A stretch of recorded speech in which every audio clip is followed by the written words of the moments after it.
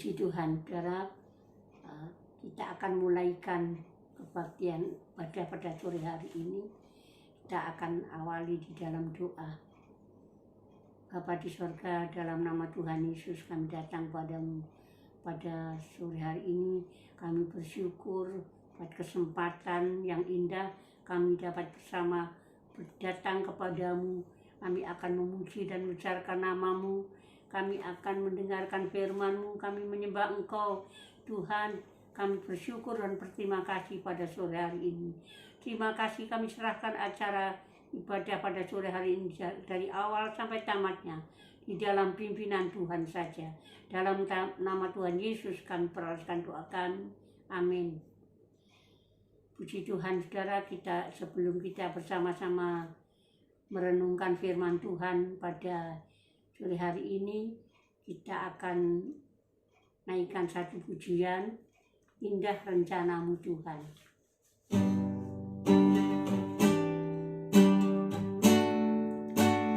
Indah rencana-Mu Tuhan di dalam hidupku,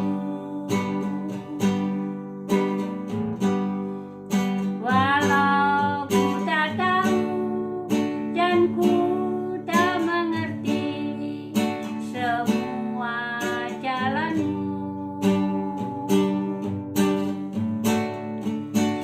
Kini ku sadari Tuhan, berat ku rasakan, hati menderita dan ku tak berdaya menghadapi semua. Kini ku mengerti Tuhan, Kau tolong padaku. Pasti ku melihat, pasti ku rasakan semua jalan-Mu. Kini ku mengerti Tuhan, Kau tolong padaku. Pasti ku melihat, pasti ku rasakan indah rencana-Mu.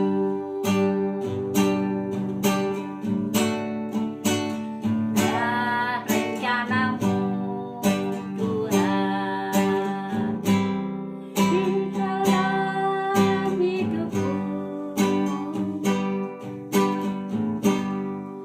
walau ku tak tahu dan ku tak mengerti semua jalan-Mu.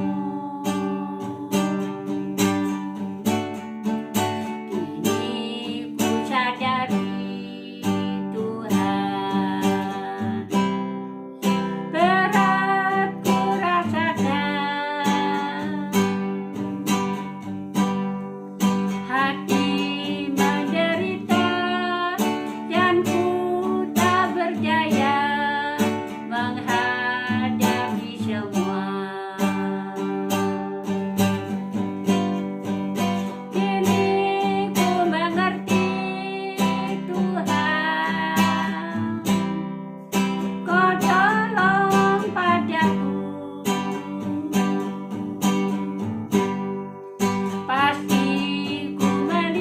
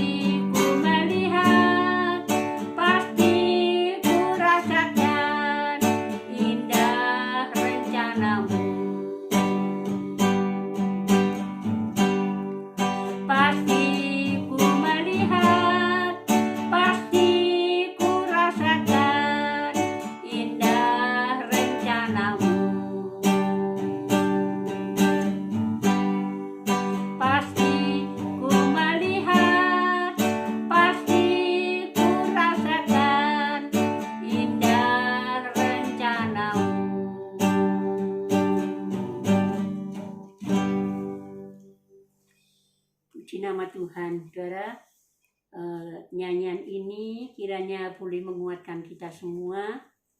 Dan yang dikatakan bahwa rencana Tuhan itu indah. Saya akan sampaikan firman Tuhan pada malam hari ini tentang rancangan Tuhan. Saya akan sampaikan firman Tuhan dalam hal rancangan Tuhan. Kita akan lihat apa yang dikatakan dalam Alkitab, saudara, tentang rancangan Tuhan. Kita akan baca di dalam kitab Yesaya pasal 55 ayat 8 dan ayat 9. Yesaya 55 ayat 8 dan 9. Demikian firman Tuhan, sebab rancanganku bukanlah rancanganmu, dan jalanmu bukanlah jalanku. Demikianlah firman Tuhan. Seperti tingginya langit dari bumi, demikianlah tingginya jalanku dari jalanmu, dan rancanganku dari rancanganmu. Saudara, kalau kita lihat dalam ayat ini, kita lihat sangat jauh bedanya antara rancangan Tuhan dengan rancangan manusia. Dikatakan seperti jauhnya antara langit dan bumi. Jadi sangat jauh sekali berbeda, ya. Tidak sama rancangan Tuhan itu dengan rancangan manusia. Kita akan melihat banyak contoh sekali dalam Alkitab, ya. Tapi saya akan memberikan beberapa contoh saja pada malam hari ini tentang rancangan Tuhan di dalam kehidupan seseorang, ya, yang tidak bisa dimengerti. Ya. Kita akan lihat contoh yang pertama. Saya memberikan contoh dalam rancangan Tuhan dalam kehidupan Yusuf. Yusuf ini, saudara, Tuhan menjadikan Yusuf ini direncanakan akan dijadikan raja, wakil raja Firaun, ya, dan berkuasa di seluruh negeri Mesir. Inilah rencana dari Tuhan. Segala sesuatu yang terjadi dalam kehidupan orang percaya itu adalah semua rencana dari Tuhan. Tetapi saudara, Yusuf harus mengalami proses yang sangat berat. Sebelum jadi wakil raja, Yusuf alami hal-hal yang sangat menyakitkan, ya. Penderitaan yang sangat berat. Kita akan, saudara bisa baca di dalam kitab Kejadian pasal 37, pasal 39, pasal 40 dan pasal 41. 4 pasal ini menceritakan tentang riwayat kehidupan Yusuf. Dan saudara, tentu tidak akan saya bacakan terlalu panjang, ya. Ayat-ayat ini 4 pasal ini saya berikan seperti anak sekolah, seperti PR, ya. Saya memberikan PR, pekerjaan rumah untuk saudara dibaca. Saya kira apa ada orang Kristen, orang percaya anak Tuhan yang tidak suka baca Alkitab, ya. Tentu semua tiap hari baca Alkitab. Dan ini saya memberikan, kalau yang belum atau sudah mengerti riwayat Yusuf ini, tetapi tidak ada salahnya dibaca diulang-ulang, apalagi kalau yang mau mengerti lebih jelas rencana Tuhan dalam kehidupan Yusuf ini, diceritakan di dalam Kejadian 37 sampai 41 tadi, 4 pasal ini. Tidak usah dibaca sekaligus, tidak apa-apa, ya. Tiap hari 1 pasal atau 2 pasal dibaca semua supaya saudara sampai mengerti riwayat kehidupan Yusuf ini. Apa yang Yusuf alami, saudara? Pertama dibenci oleh saudara-saudaranya. Setelah dibenci, Yusuf mengalami dimasukkan di sumur oleh saudara-saudaranya sendiri. Setelah dimasukkan sumur, dijual langsung dijadikan budak. Dan pada waktu jadi budak ini, Yusuf Tuhan izinkan di rumahnya Potifar, keluarga Potifar. Siapa Potifar itu adalah? Potifar itu adalah pengawal raja, ketua pengawal Raja Firaun. Dan setelah dijadikan budak itu, Yusuf masih mengalami ujian lagi, difitnah, mengalami ujian dari istrinya Potifar, majikannya sendiri. Pada waktu itu Yusuf jadi budak, lalu Yusuf ini difitnah, mengalami ujian yang menguji istri Potifar sendiri.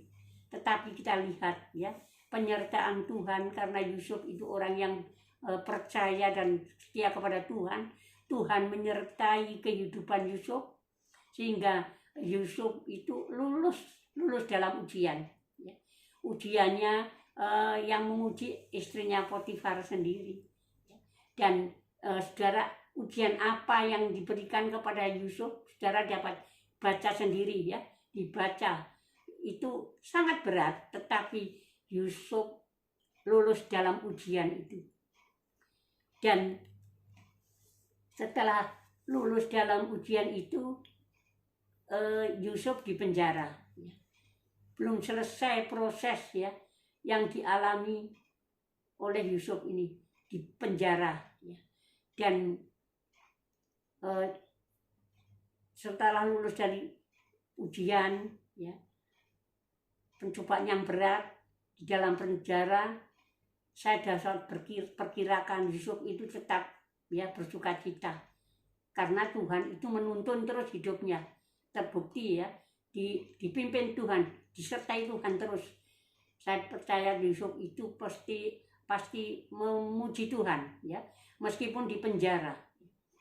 Dia nyanyi yang pastinya bukan bahasa Indonesia, bahasanya Yusuf sendiri. Tapi yang saya bisa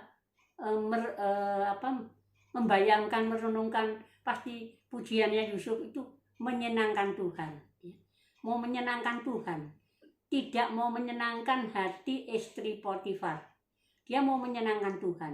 Kalau di dalam bahasa Indonesia kita seringkali nyanyi, menyenangkanmu, senangkanmu, hanya itu kerinduanku.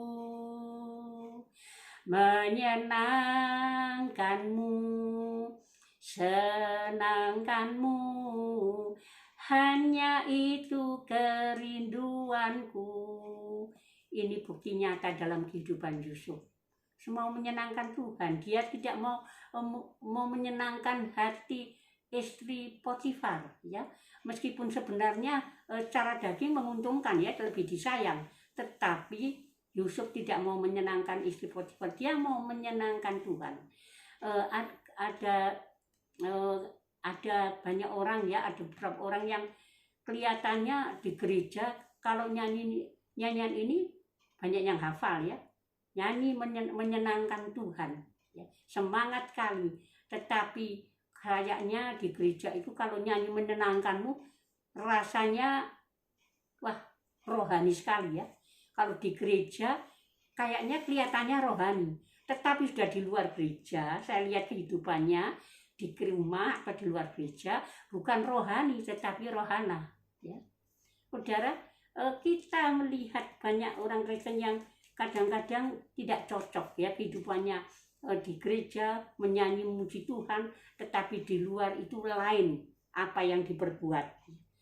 Dan kita lihat ini, Yusuf di penjara. Di penjara tetapi tetap tidak kehilangan iman. Tetap hidup di dalam kebenaran. Tetap melakukan apa yang menjadi kehendak Tuhan. Jadi Yusuf ini langsung mengalami ujian, lulus, langsung kalau Tuhan menyertai, Yusuf diangkat ya, mendapat titel wakil raja.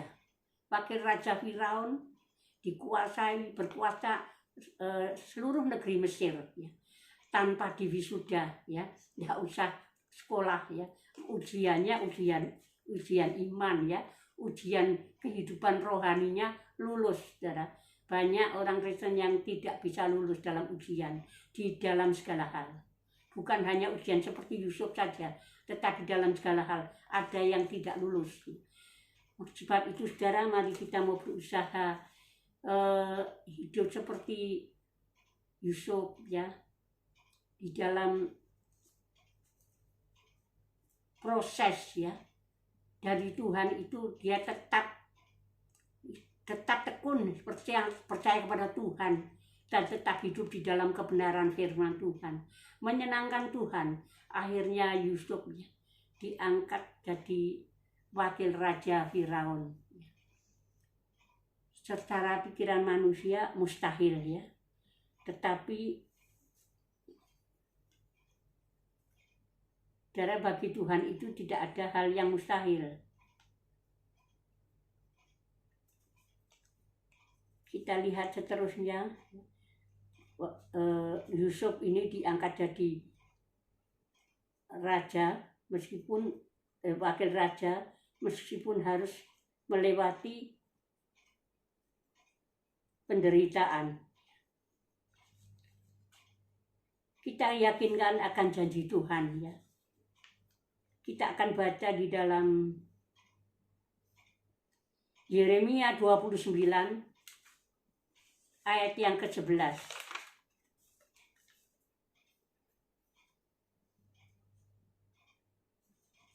Yeremia 29 ayat yang ke-11. Sebab aku ini mengetahui rancangan-rancangan apa yang ada padaku mengenai kamu.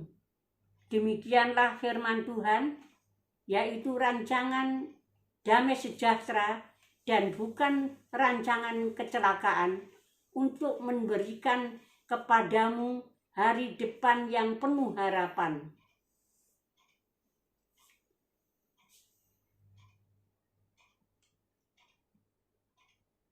Di sini kita lihat ya, sesuai dengan firman Tuhan ini adalah merupakan janji Tuhan ya, terbukti di dalam kehidupan Yusuf ya. Yusuf ini mengalami masa depan yang penuh dengan harapan. Secara pikiran manusia ya, tidak ada harapan ya. Orang keluaran dari penjara tapi apa bisa menjadi wakil raja? Tidak mungkin ya. Tidak mungkin terjadi. Kita akan baca di dalam Lukas pasal yang pertama ayat 37. Lukas 1 ayat 37. Sebab bagi Allah tidak ada yang mustahil. Memang rancangan Tuhan itu aneh tapi nyata. Aneh tidak sesuai dengan pikiran manusia yang dikerjakan Tuhan. Di sini ada orang keluaran dari penjara bisa menjadi mempunyai titel wakil raja, tidak mungkin terjadi. Sebab itu di sini dikatakan tidak ada yang mustahil. Bagi Allah tidak ada yang mustahil. Bagi manusia mustahil ya. Sebab itu tadi saya katakan rancangan-rencana Tuhan dalam kehidupan seseorang itu aneh tapi nyata. Ada kenyataan dalam kehidupan Yusuf ini. Dia juga bukan orang yang mempunyai titel ya, hanya gembala domba. Terlebih akhir-akhirnya menjadi orang yang keluaran dari penjara. Ya, tidak mungkin ya. Memang aneh, tapi nyata kalau Tuhan mempunyai rencana itu tidak ada yang manusia bisa melakukan apa-apa. Semua itu adalah tindakan daripada Tuhan. Kita lihat Yusuf ini diangkat menjadi wakil raja. Dan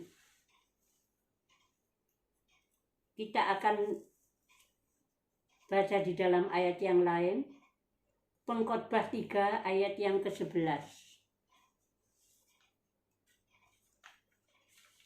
Pengkhotbah 3 ayat yang ke-11.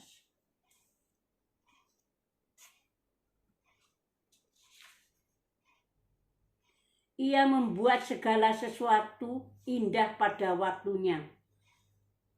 Bahkan ia memberikan kekekalan dalam hati mereka. Tetapi manusia tidak dapat menyelami pekerjaan yang dilakukan Allah dari awal sampai akhir. Yusuf pun tidak bisa mengetahui ya yang dikerjakan Tuhan dari awal dan penderitaan sampai akhirnya jadi diangkat jadi wakil raja. Firman Tuhan ini katakan Tuhan itu akan membuat sesuatu itu indah pada waktunya. Jadi ada waktunya Tuhan. Kadang-kadang kita mengalami proses ya. Kalau kita menyelami firman Tuhan ini, mari saudara kita akan sadar bahwa ada rencana Tuhan dalam kehidupan kita, semua orang. Kita, saya, saudara, ada rencana Tuhan dalam kehidupan kita. Kalau kita kebanyakan ya kita lihat contoh-contoh dalam Alkitab ini pasti melewati hal-hal yang tidak menyenangkan, penderitaan, hal-hal yang menyakitkan. Tetapi kalau kita tekun ya, kita mau menunggu waktunya Tuhan. Jelas firman Tuhan ini ingatkan kepada kita, Tuhan itu akan membuat sesuatu indah itu pada waktunya. Jadi Tuhan itu mempunyai waktu. Kalau kita ini di dalam proses, saudara, kita harus mencocok dalam kehidupan Yusuf ini. Ya. Menanti waktunya Tuhan, ada waktunya Tuhan untuk mengangkat Yusuf. Dan kita akan belajar ya melalui ayat ini, melalui firman Tuhan ini, melalui keadaan kehidupan Yusuf ini. Kita akan belajar dalam segala hal, kita menantikan waktunya Tuhan, ada waktunya Tuhan. Kita harus bersabar, seperti kita akan meladani kesabaran daripada Ayub. Betapa besar penderitaan Ayub. Ya. Tidak ada manusia ya, kita semua rasanya kalau saya bayangkan tidak ada yang penderitaannya seperti Ayub. Tetapi Ayub itu sabar, ya, menantikan. Biarpun dihujat oleh istrinya sendiri, dia tetap sabar di dalam imannya kepada Tuhan. Akhirnya juga Tuhan mengangkat Ayub. Tuhan tidak dibiarkan. Jadi kita akan meneladani kesabaran daripada Ayub. Ada seorang ibu yang datang kepada saya. Dia ceritakan semua beban penderitaan yang sangat berat. Dia katakan, seolah-olah saya tidak kuat, Tante. Saya kasih saran, baca. Kamu sering baca Alkitab tidak tiap hari di rumah? Baca. Kalau keadaannya ibu ini demikian berat memang, tapi saya katakan ibu ini pencobaannya ini belum seperti Ayub. Ya. Penderitaannya belum seperti Ayub, masih jauh. Jadi ibu harus ingat, Ayub ini tetap tekun ya, setia kepada Tuhan. Banyak doa dan apa yang Tuhan dia mendengarkan firman Tuhan, lakukan firman Tuhan itu.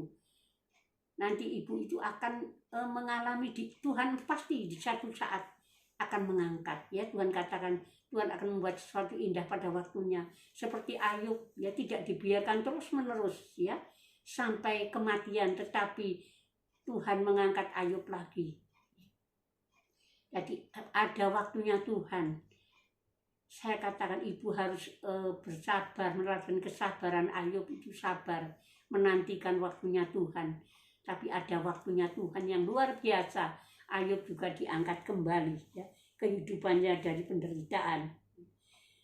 Dan contoh seterusnya saya akan memberikan contoh dalam rancangan Tuhan dalam kehidupan tadi Yusuf ya. Sekarang saya akan memberikan contoh dalam kehidupan Lazarus. Tuhan mempunyai rencana yang luar biasa dalam kehidupan Lazarus. Tetapi harus apa saudara? Melewati hal yang tidak menyenangkan.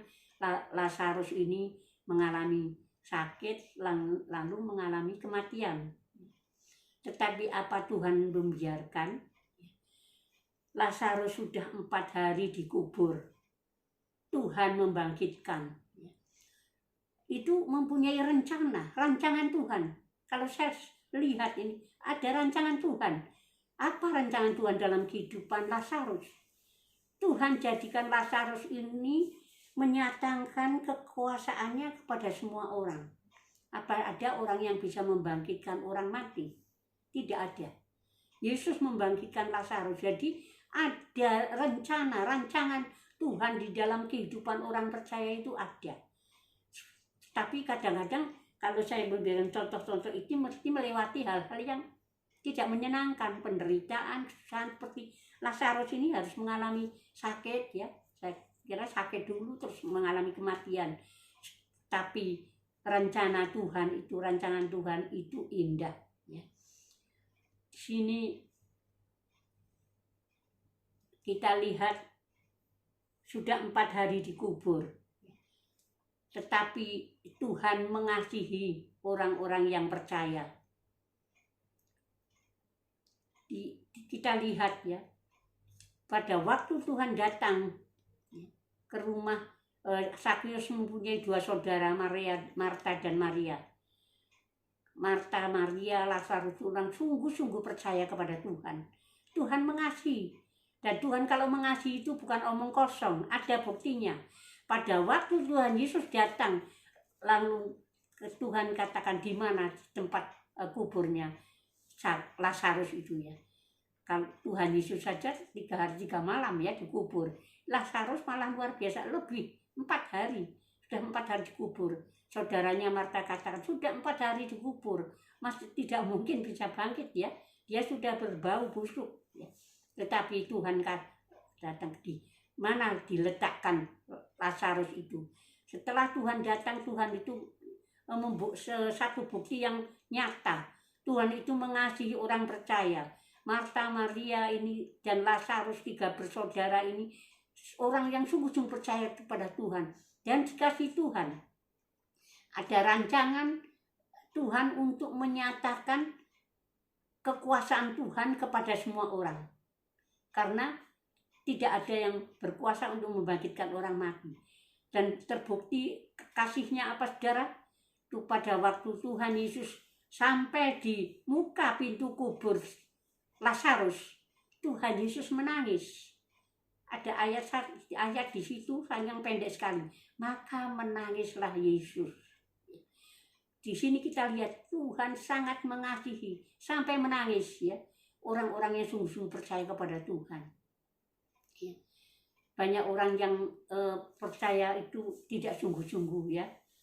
Pada orang Tuhan itu tidak mencari orang yang sekedar mengatakan percaya, tapi Tuhan itu mencari orang yang bisa dipercaya. Marta, Maria, Lazarus ini, ya orang yang bisa dipercaya, dia sungguh-sungguh kepada Tuhan. Dan Tuhan Yesus menyatakan kasihnya dengan cara menangis, ya Tuhan Yesus menangis di muka kuburnya Lazarus ini. Di sini rancangan Lazarus mengalami kematian ini untuk ya menyatakan kekuasaannya kepada semua orang. Saudara dapat baca di dalam Yohanes pasal yang ke-11 ayat 17 sampai 44 ya. Saudara baca sendiri ya. Ayat yang panjang ini tidak saya bacakan.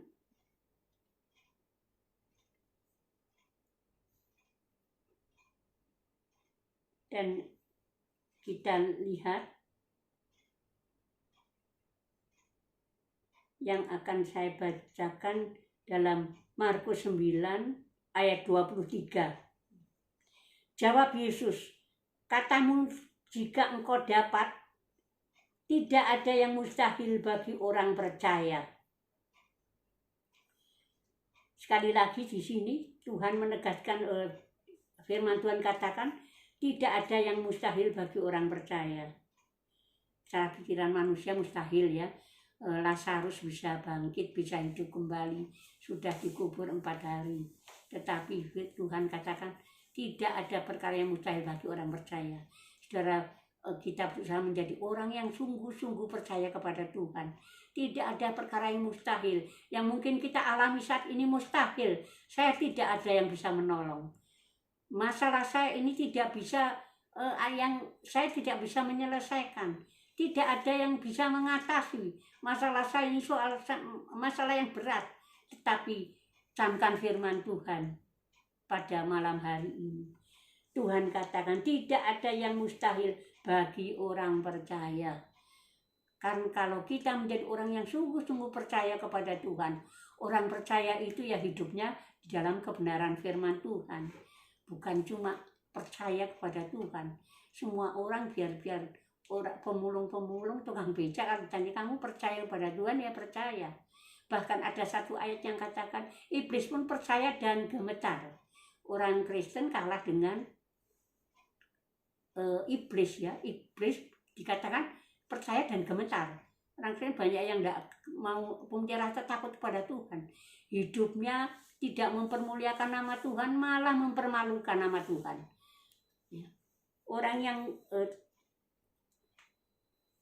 Orang yang tidak hidup mempermuliakan nama Tuhan, tetapi mempermalukan nama Tuhan. Orang yang sungguh-sungguh percaya kepada Tuhan, hidup dalam kebenaran, di sini dilihat ada mujizat terjadi. Ya. Tidak ada perkara yang mustahil, Tuhan bisa melakukan segala perkara. Dan saya akan memberikan contoh seterusnya. Contoh yang ketiga, saya memberikan contoh rancangan Tuhan dalam kehidupan Daud. Tuhan merencanakan Daud ini akan dijadikan raja bangsa Israel. Seperti Yusuf, Daud juga hanya sebagai gembala domba. Ada apa bisa jadi seorang gembala itu, tidak sekolah, tidak kuliah, tidak punya titel, bisa jadi raja. Kalau Yusuf tadi menjadi wakil raja. Kalau Daud ini dirancangkan Tuhan menjadi raja bangsa Israel. Firman Tuhan katakan tidak ada perkara yang mustahil. Tuhan berkuasa menolong kita di dalam segala hal. Tunggu waktunya Tuhan. Rancangan Tuhan kita tidak bisa menyelami dari awal sampai akhirnya. Kalau sudah akhirnya Tuhan mengangkat kita, baru kita tahu. Rencana Tuhan akan menjadikan Daud menjadi raja bangsa Israel itu melalui apa? Melewati hal yang menakutkan malah ini. Daud harus menghadapi Goliat. Daud harus mengalahkan Goliat sebagai panglima besar. Sedangkan Daud itu bukan prajurit, bukan tentara, bukan panglima besar. Tidak mempunyai senjata apa-apa. Seharusnya Daud ya harus mati. Tetapi saudara dapat baca di dalam 1 Samuel 17 ayat 40, saudara baca sampai 58. Daud ini mengalahkan Goliat. Dan Daud menjadi raja, saudara dapat baca dalam 2 Samuel 2 ayat pertama sampai ke-7. Di situ Daud diangkat menjadi raja karena bisa mengalahkan Goliat. Tidak ada perkara yang mustahil. 2 ayat tadi saya sudah jelaskan. Ya. Mustahil juga bagi Daud bisa menjadi raja. Sangat mustahil. Sangat mustahil kalau Daud itu bisa mengalahkan panglima besar Goliat, ya. Tentara besar, canggih, bersenjata. Tidak. Sebenarnya mustahil kalau Daud bisa menang. Camkan firman Tuhan ini, tidak ada perkara yang mustahil. Apa yang kita perlukan, saudara, saat ini kita menunggu waktunya Tuhan.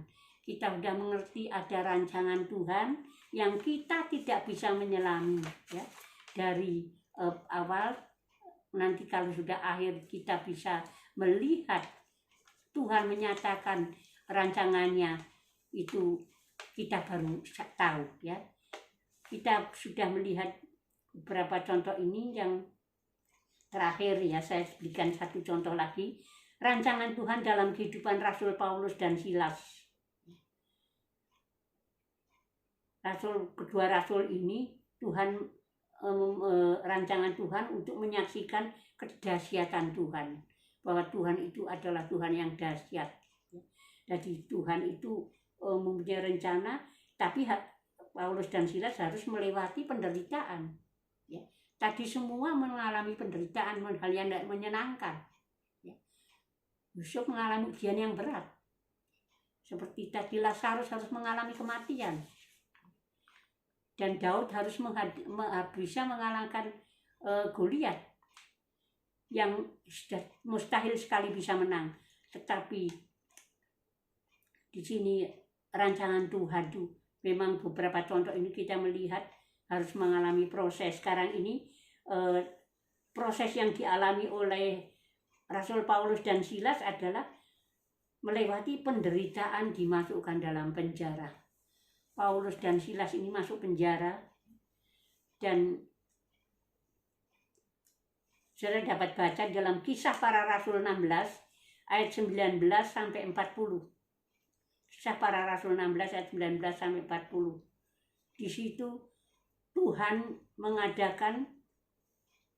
menyatakan bahwa Tuhan itu adalah Tuhan yang dahsyat. Jadi rancangan Tuhan melalui Rasul Paulus dan Silas ini mengalami penderitaan dalam penjara, tapi rencana Tuhan yang baik.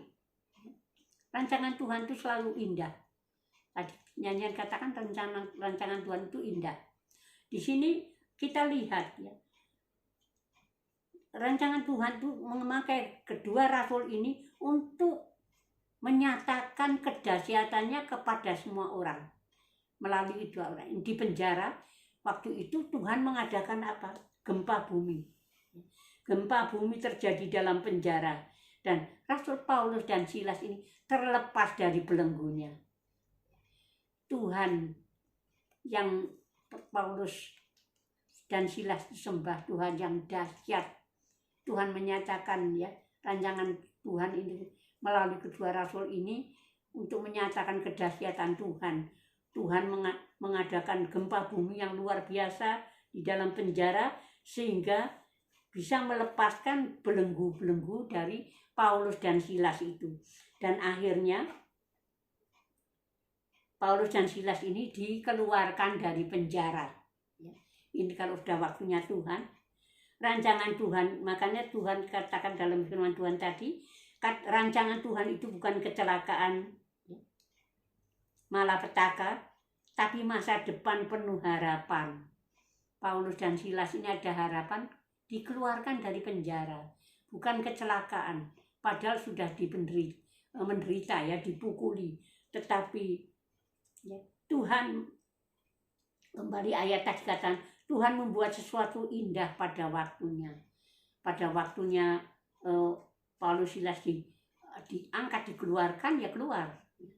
Meskipun mustahil bagi manusia. Saudara, kita mau bersabar menanti waktunya Tuhan. Seperti Ayub,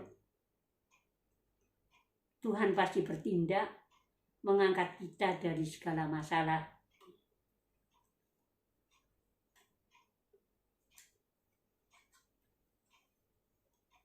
Saudara dapat baca di dalam 2 Korintus pasal 6 ayat yang keempat, ya. Kita mau teladani Rasul Paulus yang penuh dengan kesabaran dalam penderitaan. Dalam ayat ini dikatakan Paulus ini penuh dengan kesabaran dalam penderitaan. Akhirnya kedua rasul ini dipakai Tuhan, mempunyai rencana untuk menyatakan kedahsyatannya kepada semua orang. Tuhan adalah Tuhan yang dahsyat. Tidak ada hal yang tidak dapat dilakukan. Perkara-perkara yang mustahil bagi manusia, Tuhan dapat melakukan. Kita sudah melihat beberapa contoh ya. Rancangan Tuhan itu indah, tetapi hal yang kita lihat ada melalui hal-hal yang tidak menyenangkan, melalui proses ya.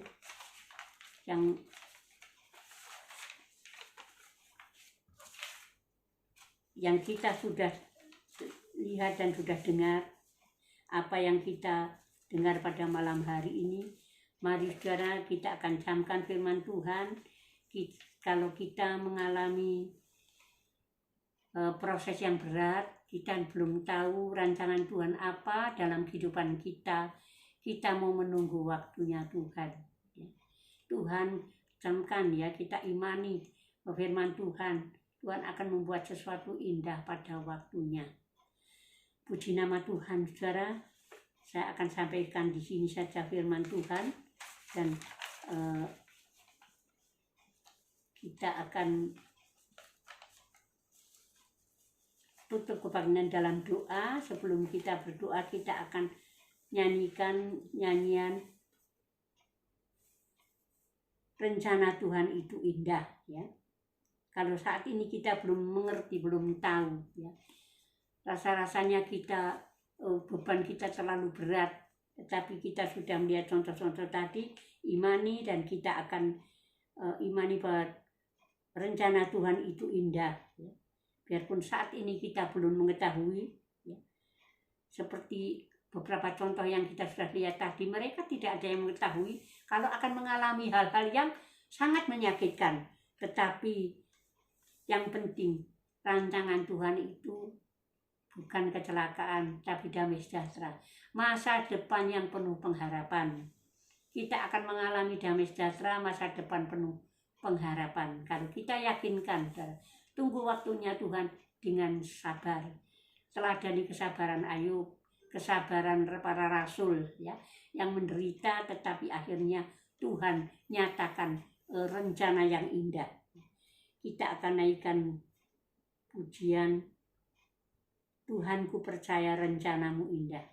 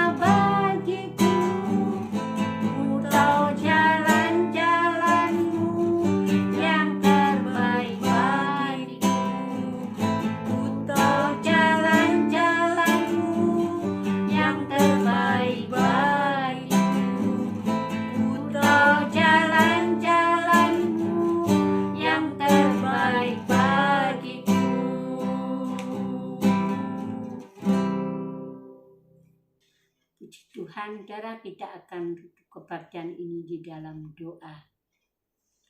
Bapa di sorga, dalam nama Tuhan Yesus kami kembali datang kepadamu pada tamatnya ibadah pada malam hari ini. Tuhan, marilah Tuhan, Kau akan kuatkan kami semua dengan firman-Mu. Kau sudah banyak berfirman kepada kami semua, Tuhan. Rencanamu, rancangan-Mu indah. Tuhan, Kau membuat sesuatu indah pada waktunya. Berikan kami kesabaran, Tuhan, karena kesabaran adalah salah satu dari buah-buah roh. Tuhan, Kau tolong berikan kami sabar menantikan waktu-Mu, Tuhan. Tidak ada perkara yang mustahil. Apa yang menjadi keperluan, beban, penderitaan kami, Engkau akan lepaskan pada waktunya, Tuhan. Oh Tuhan, apa beban, masalah, penderitaan yang membelenggu dalam kehidupan, oh Tuhan, kami semua orang-orang percaya, Engkau tahu keberadaan kami semua, Tuhan. Apa yang menjadi, oh Tuhan, beban-beban masalah yang masih membelenggu dalam kehidupan kami, Engkau berkuasa memberikan kelepasan, seperti Engkau melepaskan belenggu dari para Rasul Paulus dan Silas. Engkau akan melepaskan belenggu-belenggu yang membelenggu, oh Tuhan, kami semua, oh Tuhan, anak-anak-Mu, Tuhan, dalam segala hal. Tuhan, Kau berikan kelepasan. Terima kasih Tuhan, terima kasih. Engkau akan ingatkan kepada kami semua supaya kami meneladani Tuhan. Tuhan, orang-orang yang sudah, Tuhan, mengalami Tuhan segala masalah, dan Engkau sudah memberikan jalan keluar. Rancangan-Mu indah, Tuhan, dalam kehidupan mereka. Kami yakin, Tuhan, rancangan-rancangan-Mu juga indah bagi kami semua, Tuhan. Terima kasih Tuhan, terima kasih. Engkau tidak akan membiarkan kami semua, Tuhan. Kami mohon Tuhan, Engkau menjamah kami semua yang sudah mengikuti ibadah pada malam hari ini. Tuhan, seluruh jemaat-Mu di Kalisat dan semua orang-orang yang mengikuti ibadah, Tuhan, yang melalui ibadah online pada malam hari ini, Engkau akan memberkati, Tuhan, dan Engkau tahu keberadaan mereka masing-masing, Tuhan. Engkau akan, oh Tuhan, nyatakan mujizat-Mu, pertolongan-Mu, kedahsyatan-Mu dalam kehidupan semua, Tuhan, anak-anak-Mu, Tuhan. Terima kasih Tuhan, terima kasih. Engkau tidak akan membiarkan, Tuhan. Engkau tahu, Tuhan, dalam tiap-tiap rumah tangga, dalam kehidupan seluruh jemaat-Mu di Kalisat, dan juga Tuhan, orang-orang yang, Tuhan, mengikuti ibadah pada malam hari ini, bahkan tiap-tiap minggu, Tuhan. Engkau juga akan memberkati, baik berkat jasmani, terutama berkat-berkat rohani, hidup dalam kebenaran firman-Mu, dan Engkau akan memberikan kekuatan iman untuk tetap bertekun di dalam setia kepadamu, di dalam menghadapi segala masalah. Terima kasih Tuhan, terima kasih. Oh Tuhan, kami yakin Tuhan, Engkau sudah menjamah kami semua, karena kami hanya mohon minta di dalam nama-Mu. Engkau berfirman, kalau kami minta dalam nama-Mu, maka Engkau melakukan, Tuhan. Oh Tuhan, kami yakin Tuhan, Engkau sudah menjamah kami semua, Tuhan, dan Engkau, Tuhan, akan mencurahkan berkat-Mu, Tuhan, terutama berkat rohani yang kami harapkan, Tuhan. Hidup dalam kebenaran-Mu, kekuatan iman, dan hidup, oh Tuhan, untuk Tuhan melakukan apa yang menjadi kehendak-Mu, melakukan firman-Mu, hidup dalam kebenaran firman-Mu. Terima kasih Tuhan, terima kasih. Kiranya Tuhan Engkau menyertai kami semua dengan damai, sejahtera, sukacita sorga, dalam persekutuan Bapa, Anak, dan Roh Kudus, yaitu Tuhan Yesus Kristus, menyertai kami semua mulai saat ini sampai Tuhan datang kembali. Terima kasih Tuhan buat penyertaan-Mu. Di dalam nama Tuhan Yesus Kristus kami peralaskan doa kami. Haleluya, amin. Puji Tuhan, saudara. Tuhan memberkati kita semua, dan sampai bertemu pada yang akan datang untuk kita beribadah bersama-sama kembali. Selamat malam.